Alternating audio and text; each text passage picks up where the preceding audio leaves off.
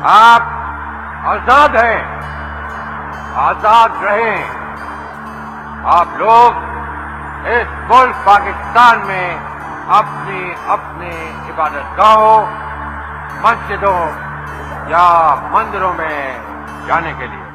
आज यानी 11 सितंबर का दिन वो दिन है कि जिस दिन पाकिस्तान का परचम पिछले 75 सालों से सड़ने को किया जाता है।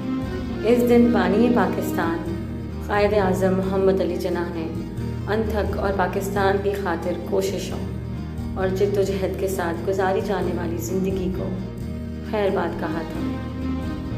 कायद आज़म पाकिस्तान बनने के 1 साल बाद ही सेहत की खराबी के बायस इस जहान फ़ानी से कूच कर गए। ये तो हम सब ही जानते हैं और पढ़ते रहे हैं कि मुस्लिम लीग की बुनियाद रखने के बाद उन्होंने अपनी सारी ज़िंदगी बड़े सग़ीर के मुसलमानों के लिए एक अलग मुल्क की तगदाओं में सर्फ कर दी, जहाँ मुसलमान अपने मज़हब और तहज़ीब के मुताबिक आज़ादी के साथ ज़िंदगी गुजार सकें।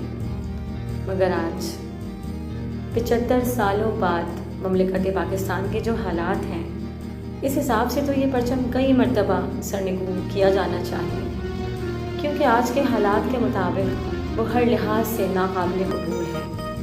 और ये कहना बिल्कुल बेजा ना होगा कि पाकिस्तान को पिछले 40 सालों से बददियानत हुक्मरानों की क़यादत नसीब हुई, मगर इसमें हाथ सिर्फ हुक्मरानों का नहीं बल्कि यहाँ के लोगों का भी है, जिन्होंने खुदा के दिए हुए इस गिरां कदर तोहफे की कदर नहीं की।